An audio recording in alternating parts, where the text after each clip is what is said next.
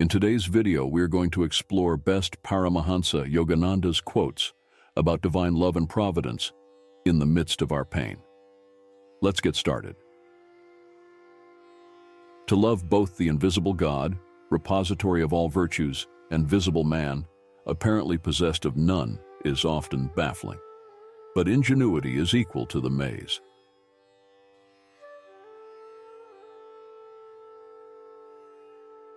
Inner research soon exposes a unity in all human minds, the stalwart kinship of selfish motive. In one sense at least, the brotherhood of man stands revealed. An aghast humility follows this leveling discovery. It ripens into compassion for one's fellows, blind to the healing potencies of the soul awaiting exploration.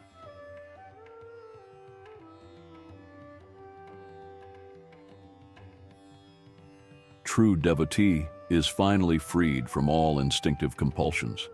He transforms his need for human affection into aspiration for God alone, a love solitary because omnipresent.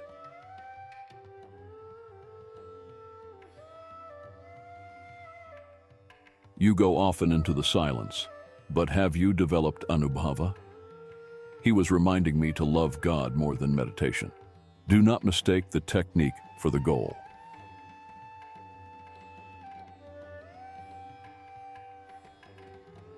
Your experiences of the divine in terms of love and devotion shall be translated into his terms of fathomless wisdom.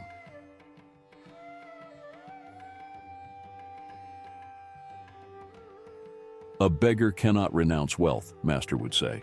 If a man laments, "My business has failed, my wife has left me," I will renounce all and enter a monastery. To what worldly sacrifice is he referring? He did not renounce wealth and love, they renounced him.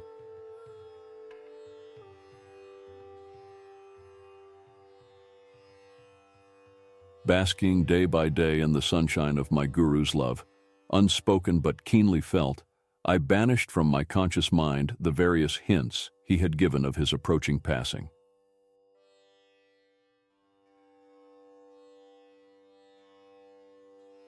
Often he would pause for a time, his gaze uplifted and his body motionless, wrapped in the samadhi state of deep communion with God. The whole room would be filled with a tremendously powerful aura of divine love. For us disciples, merely to be present at such times was to be lifted into a higher state of consciousness.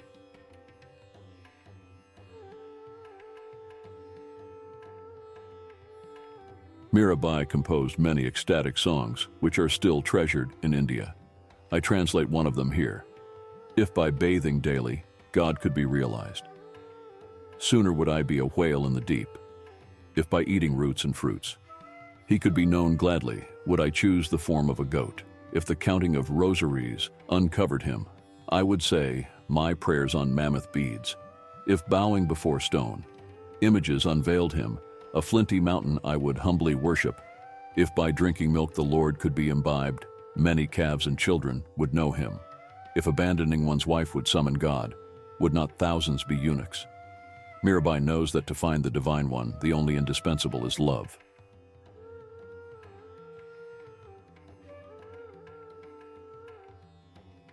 Ordinary love is selfish, darkly rooted in desires and satisfactions. Divine love is without condition, without boundary, without change. The flux of the human heart is gone forever at the transfixing touch of pure love.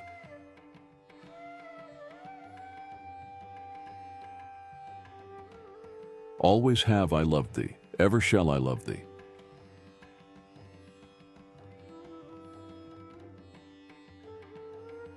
To allot God a secondary place in life was, to me, inconceivable.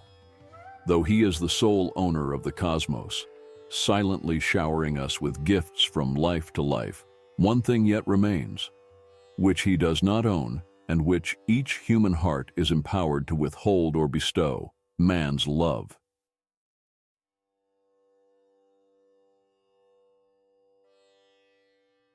The Creator, in taking infinite pains to shroud with mystery his presence in every atom of creation, could have had but one motive: a sensitive desire that men seek him only through free will.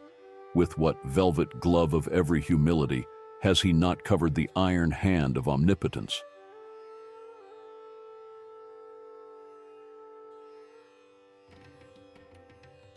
Never admit that you live by the power of food and not by the power of God. He who has created every form of nourishment, he who has bestowed appetite, will certainly see that his devotee is sustained.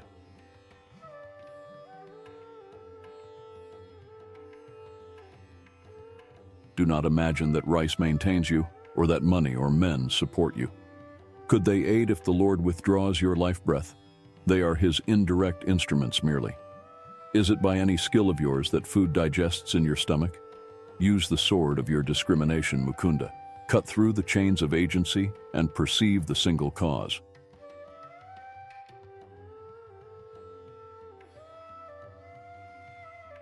Physical science, then, cannot formulate laws outside of Maya, the very texture and structure of creation. Nature herself is Maya. Natural science must perforce deal with her ineluctable quiddity. In her own domain, she is eternal and inexhaustible. Future scientists can do no more than probe one aspect after another of her varied infinitude.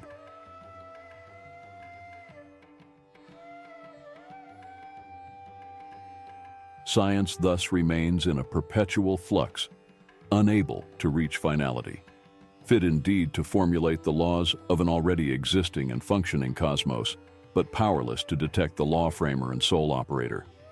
The majestic manifestations of gravitation and electricity have become known, but what gravitation and electricity are, no mortal knoweth.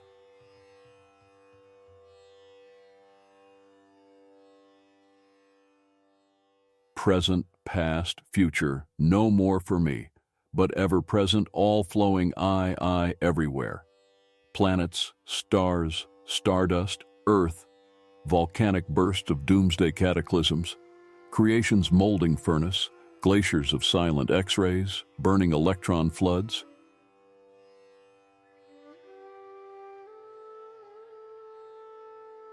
Thoughts of all men, past, present, to come, every blade of grass, myself, mankind, each particle of universal dust, anger, greed, good, bad, salvation, lust, I swallowed, transmuted all into a vast ocean of blood of my own one being.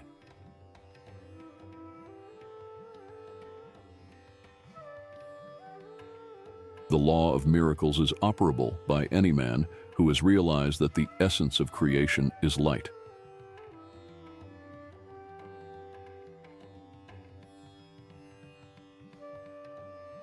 The scientist seldom knows contemporaneous reward. It is enough to possess the joy of creative service. Creation is only a vast motion picture, and not in it, but beyond it, lies one's own reality.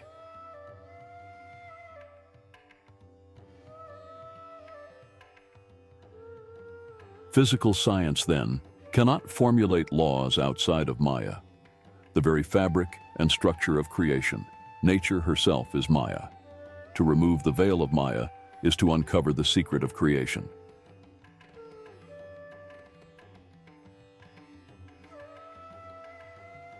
To surmount Maya was the task assigned to the human race by the millennial prophets. To rise above the duality of creation and perceive the unity of the Creator was conceived of as man's highest goal.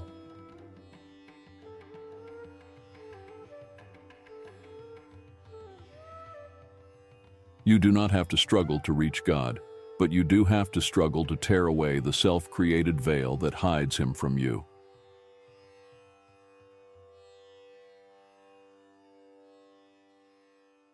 God does not wish the secrets of His creation revealed promiscuously. Also, every individual in the world has inalienable rights to his free will. A saint will not encroach upon that independence.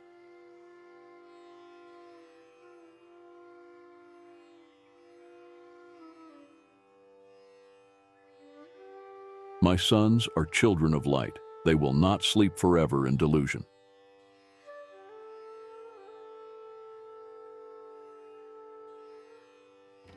Dharma, cosmic law, aims at the happiness of all creatures.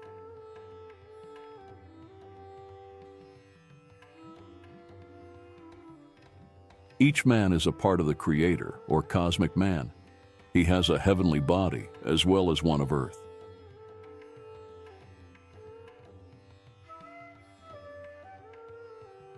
It is the Spirit of God that actively sustains every form and force in the universe.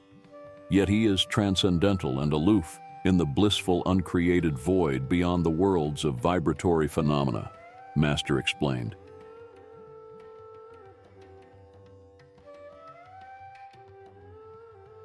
Saints who realize their divinity even while in the flesh know a similar twofold existence.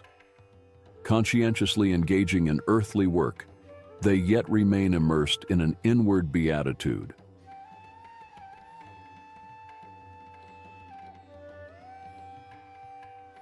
The Lord has created all men from the limitless joy of His being.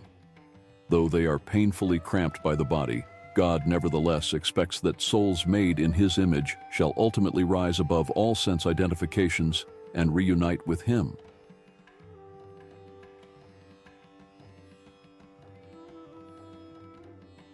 Human life is beset with sorrow until we know how to tune in with the divine will, whose right course is often baffling to the egoistic intelligence. God bears the burden of the cosmos. He alone can give unerring counsel.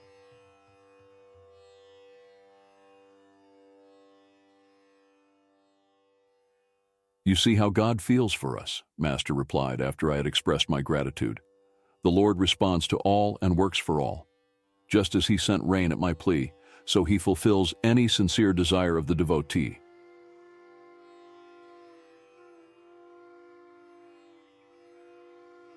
Seldom do men realize how often God heeds their prayers. He is not partial to a few, but listens to everyone who approaches Him trustfully.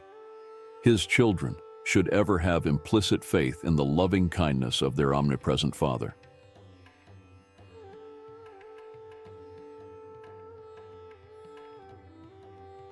Even he with the worst of karma, who ceaselessly meditates on me, quickly loses the effects of his past bad actions. Becoming a high-souled being, he soon attains perennial peace. Know this for certain. The devotee who puts his trust in me never perishes.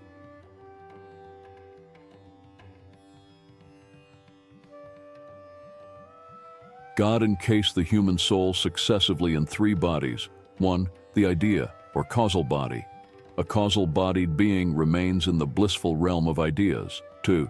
The subtle astral body, seat of man's mental and emotional natures. An astral being works with his consciousness and feelings.